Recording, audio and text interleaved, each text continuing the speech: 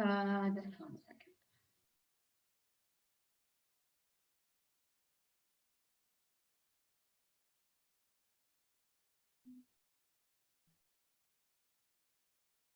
second.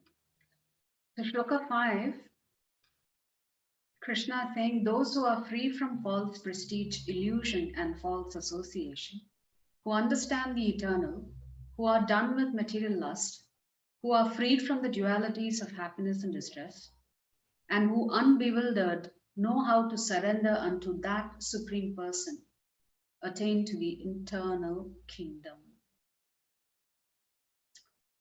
So let us look at the structure of the session today.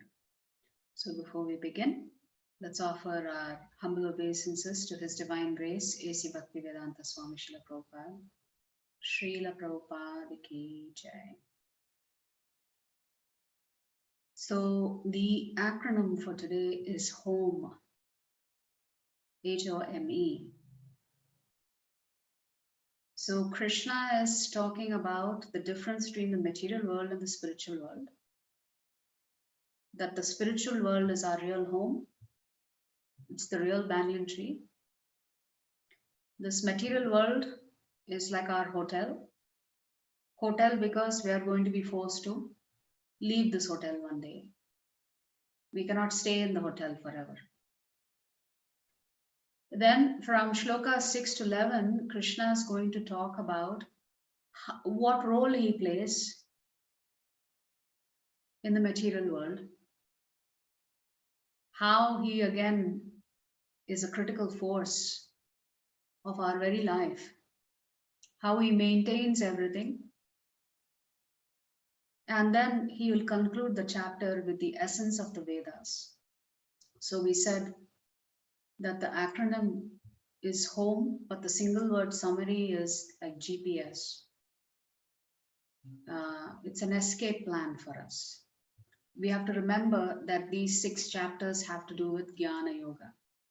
So Krishna is essentially saying, if you're not ready to take my shelter, if you're not ready to surrender to me, at least take shelter of the knowledge that is there in the Vedas. If you take shelter of the knowledge that is there in the Vedas, then you will progress and eventually you will come back to me. Essentially, that is what Lord Krishna is explaining in this very short chapter. So,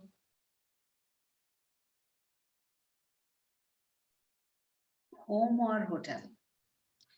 As we said, even yesterday we were talking about the fact that the gunas only dictate the type of cell that you are in, but every one of us is in jail. We have varying levels of happiness, varying levels of distress, varying levels of comfort and discomfort, varying levels of success and failure in this material world based on our past karmas. So this jail may look like a hotel to you, where you think, oh, I'm really enjoying myself. You don't realize you're going to be kicked out of the hotel one day. You have to check out at the time of death. And then you'll come back and the hotel will be slightly different hotel. Your body may be a different body.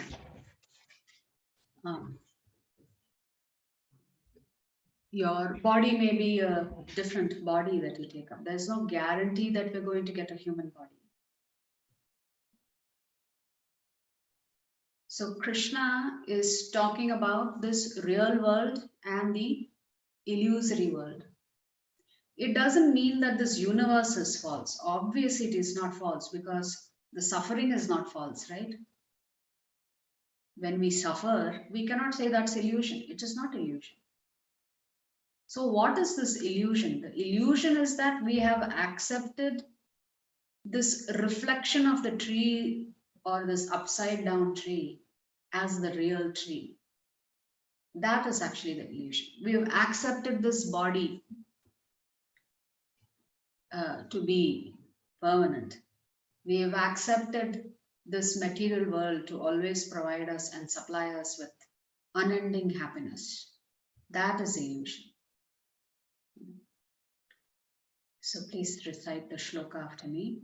Shri Bhagavanuvacha Shri Bhagavanuvacha Urdhvamulam Madh Shakam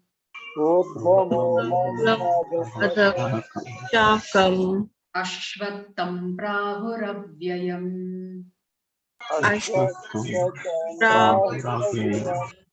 Chandamsi Yasya Parnani Parnani Yastam Veda Savedavit.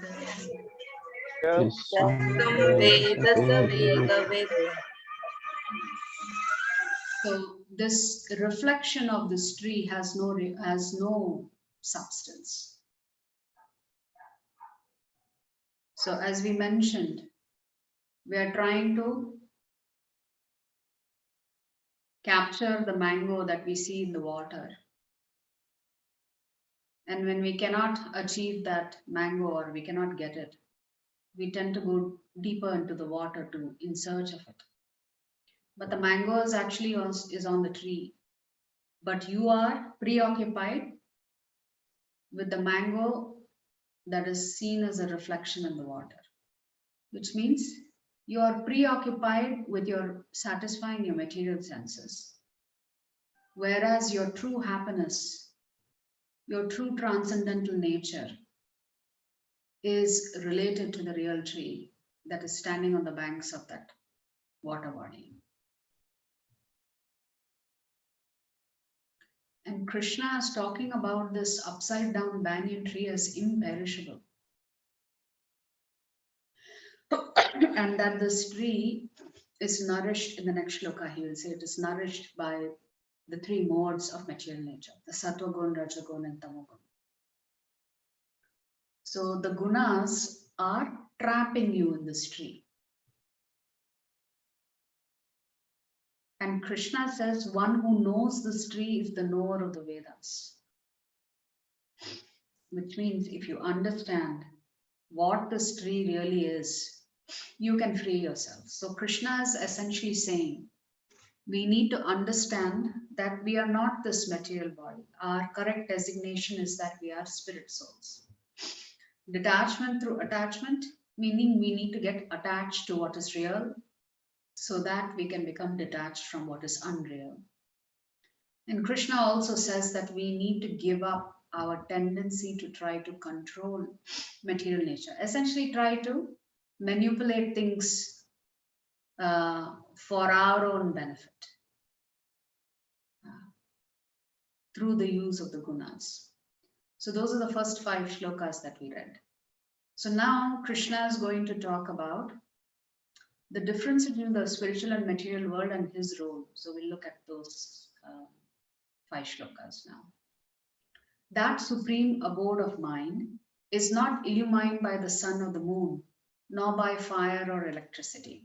Those who reach it never return to this material world. So Krishna is saying, those who understand that they are caught up with this perverted reflection, when they understand this,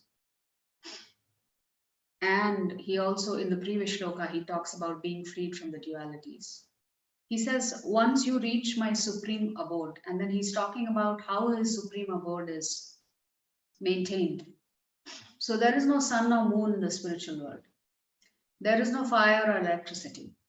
So how is the spiritual world lit? It is lit by the effulgence emanating from the Lord's body. So Krishna is saying, once you go back to the spiritual world, you never have to come back again. So we may have a doubt, what if we reach the spiritual world and again we disobey Krishna and again we come back to the material world? So this is Krishna's guarantee. Once you reach the spiritual world, you never have to come back to the material world. That's what Krishna is telling us. So we can take this statement to the bank. We don't have to have any doubts, because some of us may have doubts. Okay, let us say I successfully go to the spiritual world, But after I go to the spiritual world, what will happen if I commit the same mistake again? If I get tempted, will I come back to the material world? Krishna is saying no.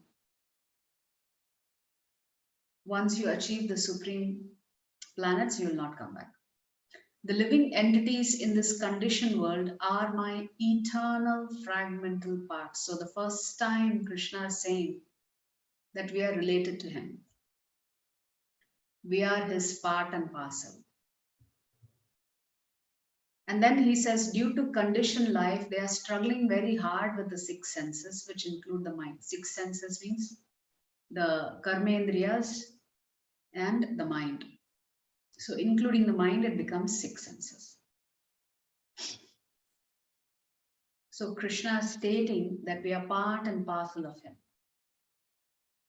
The living entity in the material world carries his different conceptions of life from one body to another, as the air carries aromas. Thus he takes one kind of body and again quits it to take another. So here in the next two shlokas, Krishna is going to talk about the process of reincarnation. So here, what happens is that Krishna is saying, say for example, air is passing over a place that is like a garbage dump, then definitely the air is not going to smell very nice. It's not going to feel very comfortable to smell that kind of air. But that same air, when it passes over, say, a field of roses, then it feels very nice. It feels enjoyable. So similarly, when the consciousness comes into contact with spirituality, it experiences ananda. That same consciousness, when it comes into contact with Prakriti, it is going to experience many dualities, ups and downs. So this is what Krishna means when he says, to the level that your consciousness is contaminated, it is going to determine what kind of body you take next. Because what is happening? You are carrying the vasanas with you, your desires, your inclinations, all of this you are carrying with you from life to life. It is accumulated from life to life. Essentially, this is your mind and intelligence. So all what you have accumulated and learned, you're carrying it from life to life. So whatever you have put in, fed into your mind and intelligence, is going to determine the type of body that you get next. Hence, Krishna is using the analogy of air carrying different aromas. Thus, he takes one kind of body and again quits it to take another. So he's saying the cycle is essentially endless. The living entity, thus taking another gross body, obtains a certain type of ear, eye, tongue, nose, and sense of touch, which are grouped about the mind. He thus enjoys a particular set of sense objects. So Krishna here is not talking about only human form. He's saying based on whatever desires and inclinations you have, you can take any form. Remember, we said in this jail, we can take 8.4 million different types of dresses. That's up to us. We can wear whatever dress that we want. That is our choice. Our choice in the sense that we make that choice through our desires and karma. But the actual dress that you are forced to take is being determined by the demigods. So hence Krishna is saying the kind of ear and eye and tongue and nose that you get depends on what you've done in your past life and plus your desire. The foolish cannot understand how a living entity can quit his body, nor can they understand what sort of body he enjoys under the spells of the modes of nature. But one whose eyes are trained in knowledge can see all of this. So Krishna says, if one doesn't study the Vedas, obviously you're not going to understand how all of this actually functions. How karma, how the gunas actually influence you. And then he says, but if your eyes, again he comes back to jnana chakshu. He calls it the eyes of knowledge. If you are following the instructions of Guru, Sadhu, and Shastra, then you will achieve this jnana chakshu, by which you can actually make the right decisions in your life. The endeavoring transcendentalists who are situated in self-realization can see all this clearly. But those whose minds are not developed and who are not situated in self-realization cannot see what is taking place, though they may try. So Krishna is again talking about the importance of knowledge. So this entire section of the Bhagavad Gita is about knowledge. So if you pursue this knowledge that is there in the Vedas, ultimately you can be connected to Bhakti Yoga. So please recite after me. Nathad bhasayate suryo न तद्भासयति सूर्यो na shashanko na pavakah न शशंको न पावकः yad gatva na nivartante यद्गत्वा न निवर्तन्ते tadhama paramam mama. तद्धाम परमं मम.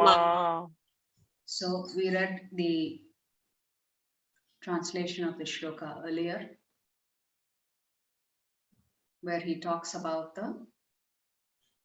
the supreme abode. Then in shloka 7, Krishna for the first time says that we are actually part and parcel of him. But the problem is we got separated from him, and now through the influence of Prakriti, we seem to be stuck in this material world. Mamaivamsho jiva loke, he's saying you're part of me. So please recite the shloka. Mamaivamsho jiva loke. ममैवांशो जीवलोके Jiva bhuta sanatanaha. जीवभूतः सनातनः Manashashtanindriyani. मनःषष्ठानीन्द्रियाणि Prakristani karshati. प्रकृतिस्थानि कर्षति. So we are part and parcel of Krishna. We got separated from him. We came into contact with Prakriti, and now we are struggling.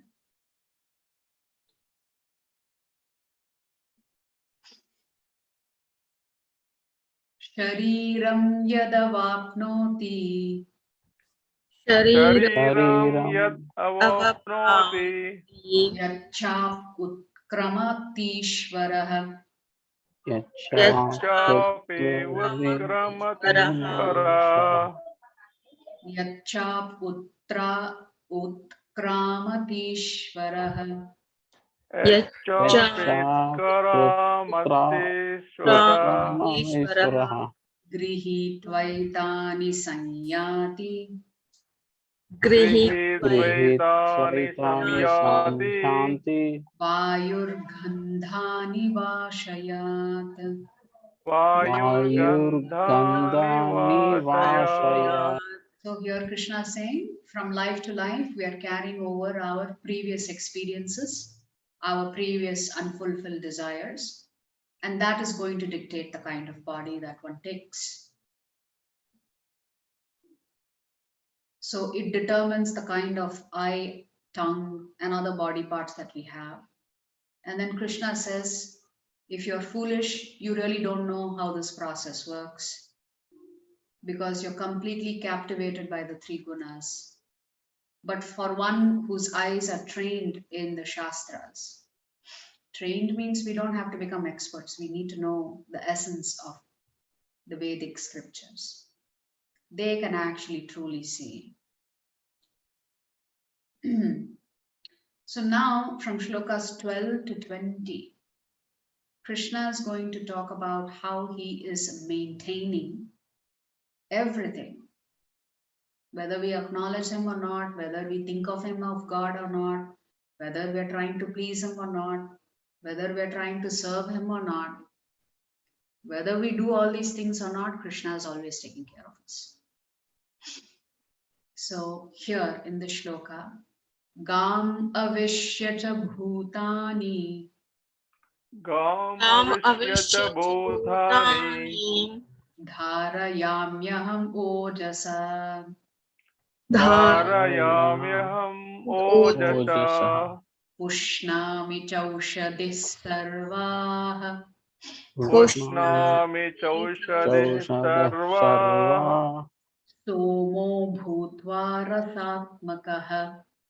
somo somo bhutva rasatmakaha. rasatmakaha. So Krishna is trying to convince us that he is the Supreme Lord. So he's saying, I enter into each planet and by my energy they stay in orbit. Imagine how massive these planets are, how huge the universes are, and there are millions and trillions of universes within which there are millions and trillions of planets. How is the earth, which must be quite heavy, how is it floating so beautifully in space? What is keeping that all these objects in their place? Krishna is answering that question. By my energy, he's saying, they stay in orbit. So imagine if the sun was just a few centimeters closer to the earth or a few centimeters removed further from the earth. It can change life on our earth drastically. If it is just a little bit closer, it will wipe out life because we would not be able to tolerate the heat. If it was a little bit further, again, we may not get enough sunlight for us to maintain life on this planet. So every single object that is floating in space, Krishna is saying they are staying in orbit because of my energy. Then he says, I become the moon and thereby supply the juice of life to all vegetables. Yes, photosynthesis happens during the daytime. The sun is also very important for the growth of the plants. But Krishna is saying the taste of the vegetables and the fruits are actually caused by the moonlight. It is not because of the sunlight. So here Krishna is saying, I become the moon and thereby supply the juice of life to all vegetables. So whatever you're tasting in different vegetables, one can thank the moonlight because that is actually supplying the taste. So think about it. You can put 10 different seeds in the same soil, but each seed grows into a plant and produces fruits or vegetables that have completely different tastes. But the nutrients each of those seeds are receiving is the exact same nutrients. But because of what is coded in each of the seeds, there is no confusion. Each seed will only produce what it is coded to do. So, what a beautiful design by Krishna. So, he is talking about himself here. At a minimum, we should understand he is the splendor. In the next few shlokas, he will talk about he is the splendor of the sun. Aditya Gatam Tejo. Sorry, the shloka that we just read. Gam Avishya Cha Bhutani. He maintains the planets. Pushnami chaushadhi sarvaha. He supplies the juice of life to all the vegetables. In the next shloka, he will talk about Vaishvanara, fire of digestion, that he is the fire of digestion. So even for the foods to be digested in your body, there is a demigod who takes care of that. That demigod is called Vaishvanaro, fire of digestion. Krishna is saying, I am that fire of digestion. So without me, you will not get any energy.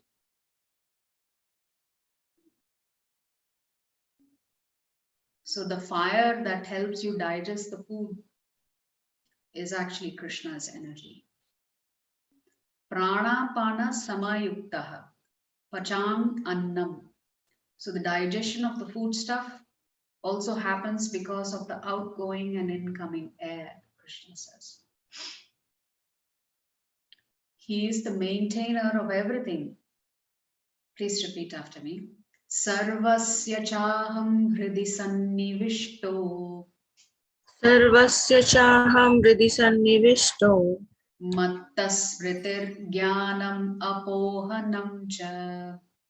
Matta smritir jnanam apoham cha. Vedaischa sarvair aham eva vedyo.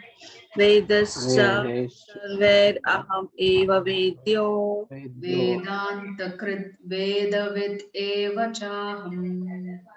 Vedanta vid eva chaham. This is an important shloka for us to memorize, 15:15. Krishna says, I am seated in everyone's heart, and from me come remembrance, knowledge, and forgetfulness. So Krishna says, if you remember something, because he's helping you remember. If you obtain some knowledge, because he's allowing you to get it. If you forget something, it is because he gives you forgetfulness. By all the Vedas, I am to be known. Indeed, I am the compiler of the Vedanta, and I am the knower of the Vedas. So let's come back and read the shlokas. 12 to 15. The splendor of the sun, which dissipates the darkness of this whole world, comes from me. And the splendor of the moon and the splendor of the fire are also from me. I enter into each planet, and by my energy they stay in orbit. I become the moon and thereby supply the juice of life to all vegetables. I am the fire of digestion in the bodies of all living entities. And I join with the air of life, outgoing and incoming, to digest the four kinds of foodstuff. I am seated in everyone's heart, and from me come remembrance, knowledge, and forgetfulness. By all the Vedas, I am to be known. Indeed, I am the compiler of Vedanta, and I am the knower of the Vedas. So Krishna is saying, anybody who knows this bit of information is knowledgeable. They may not understand how Krishna operates, but at least they can acquire this knowledge through the Shastras. And then we come to the segment of the Bhagavad Gita in this chapter, 16, 17, and 18, which is called the Tri Shloke Gita. This is a summary of all of the Vedas. So what is the essence of the Vedanta Sutras is covered in these three shlokas. So please repeat after me. Dvavimau purushau loke. Dva imam purusha Imo Purusho Loke Kshara eva cha. Shara eva Evacha Sharas sarvani bhutani. Shara Sarvani Bhutani Kutastokshara uchyate. Kota Stokshara Uchate Kutastokshara uchyate. kutastha uchyate. What is Krishna saying? Please remember these three shlokas are the essence of the Vedas in three shlokas. Krishna is saying there are two classes of beings, the fallible and the infallible. In the material world, every living entity is fallible. Fallible means we make mistakes. And in the spiritual world, every living entity is called infallible. So the terminology used in Sanskrit is Nitya Bhadda and Nitya Siddha. Everybody who is occupying this material world is called Nitya Bhadda. Everybody who is in the spiritual world is Nitya Siddha. Nitya means eternal. Siddha means they are always attached to the Supreme Lord. Hence, they are all enlightened souls. Whereas those who wandered away from Krishna are called Nitya Baddha. We are foolish, we got separated from Krishna. So, next shloka. So, first principle is there are two kinds of souls, Nitya Baddha and Nitya Siddha. The Nitya Baddhas are living in this J, the Nitya Siddhas are enjoying themselves in the spiritual world. Uttamah Purushashtvananyah Uttama purushastvanyah Anyaha Paramatmetya Udahritah Paramatmete udaharataha Yo Lokatrayam Avishya Yo Yo lokatrayam avishya Bhibat Avyaya Ishvaraha. Bibatyavishvaraha. So, principle number 2. Besides these two means besides the fallible and infallible, besides the Nitya Baddhas and Nitya Siddhas, Krishna is saying in this material cosmos, there is the greatest living personality, the Supreme Soul, the imperishable Lord Himself, who has entered the three worlds and is maintaining them. This is actually a reference to Garbhodakashaya Vishnu, who enters as the super soul for every single universe. So if each body has Paramatma, each universe also has Paramatma. Because without the Paramatma being present, the universe cannot survive on its own. So Krishna is saying, I am also the Paramatma. So there is Nitya Siddha, there is Nitya Baddha, and there is Paramatma, who has entered all the universes. And surely by his entrance, the Lord is maintaining everything. That's what he's saying. So which means the Paramatma within you is also so critical. Without the Paramatma within you, you would not be able to walk, talk, and do nothing. So the importance of the Paramatma is established by Krishna in Shloka 17. Yasmat ksharam atitoham Yasmaksharam atitoham aksharad api chottamaha aksharad api chottamaha atosmi loke vede cha atosmi loke vede cha pratittah purushottamah. parittah purushottamaha. Translation: because I am transcendental, beyond both the fallible and infallible, and because I am the greatest, I am celebrated both in the world and in the Vedas as that supreme person.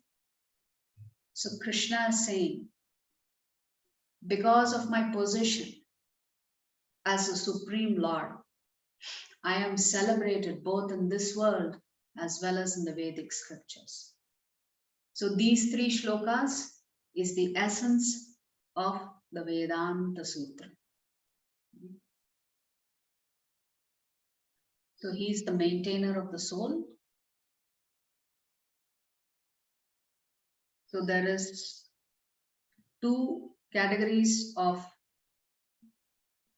Jivatmas, those who are fallible and infallible. The fallible ones are occupying the material cosmos, this jail. The infallible ones are never separated from Krishna. We are called fallible because we want to enjoy ourselves independently of Krishna. Whereas the Nitya Siddhas know, in similar to that analogy of that stomach, that they can only be happy when Krishna is happy. So they do everything to serve Krishna. Just like all of the other body parts have to do everything to serve the stomach. So if we serve the stomach, then you get what you need. So if we serve and satisfy and please Krishna's senses, automatically our senses are also satisfied. But the foolish Jivatma thinks, oh, why should Krishna enjoy only? I also want to be like Krishna. I also want everybody to serve me. I want to be the master. I want to be the controller. I want to be the enjoyer. So when the minute the Jivatma thinks like this, then he gets kicked out of the spiritual world. And he's given an opportunity to experience independently of Krishna and eventually come to the realization that actually there is no permanent joy here. So eventually the Jivatma will come to this realization and go back to Krishna. Until then, he has to follow the cycle: birth, death, old age, and disease. And we don't know how long it's going to take us for us to go back to Krishna. One is we have to have the desire. If we don't have the desire, we will not be able to go back to Krishna. So the last three shlokas. Uttama Purushastvananyah Uttama Purushastvananyah Paramatmeti Udahritah Paramatmeti Udahratah Yo Lokatrayam Avishya Yolokatrayam Avishya Bhibartavyaya Ishvarah.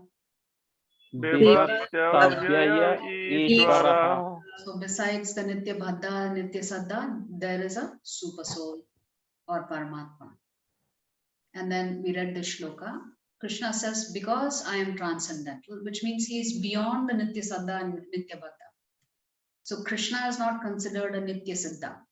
He is beyond that.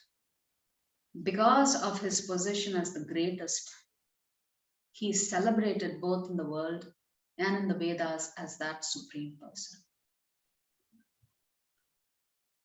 We'll read the last two shlokas. Let's see.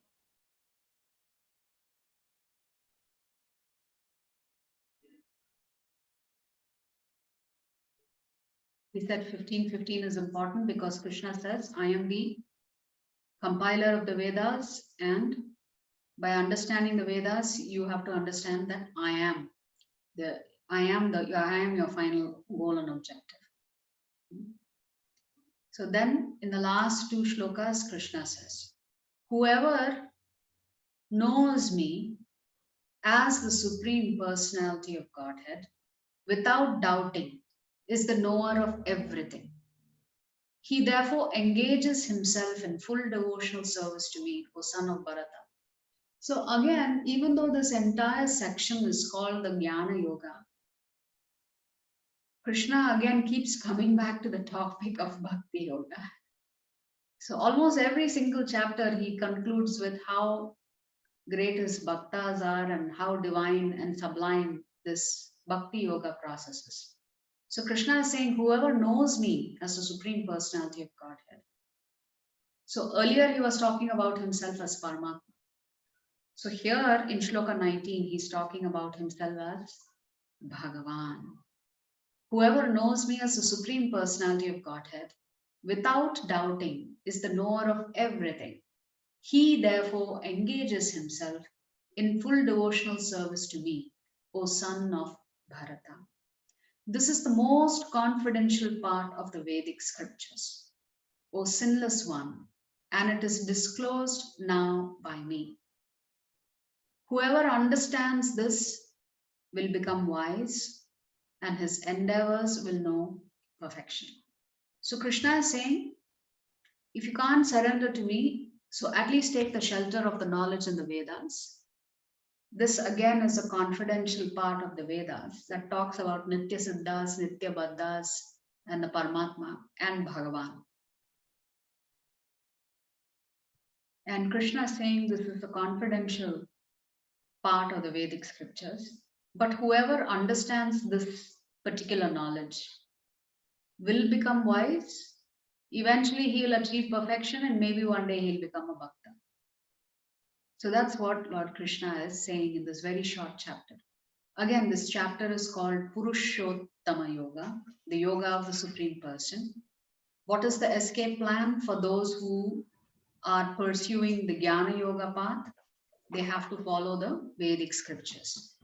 And if they follow the Vedic scriptures, they can get out of this jail that is being guarded by Sadashiva. So to enter into the spiritual world, we said, therefore, yesterday that we have to go through Sadashiva's residence. So he's guarding that residence. So he will not allow you unless you're qualified. So you have to pass through Sadashiva's abode to get to Vaikuntha. So this is Purushottama Yoga. Let me see if I have any other details that I want to cover so that tomorrow we can take up directly chapter 16. So essentially in this chapter, we hear that if we take up to Jnana Yoga or Bhakti Yoga, we can elevate and upgrade ourselves. But then Krishna says we need to chop off this illusion with the weapon of knowledge. Krishna also talks about reincarnation here and how your desires and your prior experiences determine the kind of body that you take. So we are in this hotel room for a few days, but the problem is that we are making ourselves very comfortable, even though we know we need to exit this hotel room. So Krishna is essentially saying that is not very intelligent. He says that in one of the shlokas, that those who don't know this are trapped in this cycle. So from the hotel room, how do we navigate ourselves out of the hotel and to the spiritual world? That navigation path is the Vedas. That is, if we don't want to become devotees of Krishna, then one option is Jnana Yoga. So we can depend on the Vedas to guide us out of this illusion. So essentially, we have a temporary amount of time in this world. And if we use the knowledge of the Shastras, our intelligence is perfected. And with this intelligence, we can achieve the platform of transcendental knowledge and achieve some amount of perfection. So it would be nice if each of us can create a plan on how to get out of this jail cell. For us, the easiest path is Bhakti Yoga. But we also said was it yesterday, where we said that Bhakti Yoga includes Jnana. It includes philosophy. So we have to free ourselves from this perverted reflection by first of all understanding our correct designation as spirit, soul, and not the body. Detaching ourselves from this illusion by attaching ourselves to what is real. And we also have to give up our lordship over material nature. Otherwise, it causes bondage and constant transmigration. How Krishna is actually maintaining the body, mind, and soul, whether we care for him or not, whether we acknowledge him or not, Krishna is doing his duty.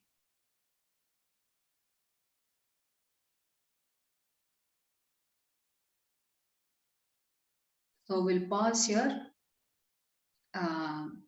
We'll pick up chapter 16 tomorrow, which will be a very interesting chapter. It is called Daivashura Sampad Vibhaga Yoga. Here Krishna is going to talk about, we are in this jail, and in this jail, even though it is a jail, still in this jail there are two kinds of personalities. So even though in this jail everybody is fallible, as Krishna has said in chapter 15, even among the fallible ones, Krishna says there are those who are divine and then there are those who are demoniac. And he'll say, as long as you're living in this jail, you need to make sure you avoid the demoniac people. But actually in Kali Yuga, both the divine and demoniac is residing within us. Which means Krishna is saying, we need to figure out how to eliminate the demoniac side of our nature and be more in touch with the divine aspect of our nature. Of course, there are other jivatmas who may be divine or demoniac or be a combination of both. So Krishna is saying, be careful who you associate with and what you associate with. Because if you are in touch with the demons and the demoniac in you, then your prison sentence will keep getting extended. You are not actually trying to reform yourself in this prison. The reason we are in this prison is for two. One is as punishment, two is reformation. If we don't reform ourselves and continue to hang out with the demoniac or continue to stay in touch with our own demoniac natures, then what are we doing? We are simply extending our prison sentence. We have to keep coming back into prison, different kinds of bodies. So Krishna is saying, understand this. So, so this is a very nice chapter actually, chapter 16, the inmates. Krishna will talk about the 6 qualities of the divine, and then he will elaborate all the qualities of the demons in chapter 16. Because Krishna has already been talking about divine qualities in the middle section. So he's not going to spend too much time again explaining the divine qualities. He's already done that in the Bhakti Yoga section. So in this particular chapter, he will go into the detail of demoniac people or demoniac tendencies. So that's the interesting part of tomorrow's chapter, chapter 16. So we'll pick that up tomorrow. We'll just quickly look at the summary slide of chapter 15. So the question is, do we want to be in this hotel or do we want to check out? The difference between reality and reflection, and getting free from this reflection through proper identity, through detachment. And then Krishna talks about how he eliminates the spiritual world, how the material world is completely being maintained by him. And if we are not careful, we'll have to take birth over and over again. Krishna is the maintainer of everything. He's the protector. And then the essence of all of the Vedas in 16, 17, and 18. 19, Krishna talks about his devotees. 20, he comes back to Jnana Yoga and says those who follow this path can ultimately achieve perfection. The difference between the fallible and infallible and God. So tomorrow's chapter is going to be on the fallible, but two types of fallible, the divine and the demonic. So with that, we'll stop here. Vancha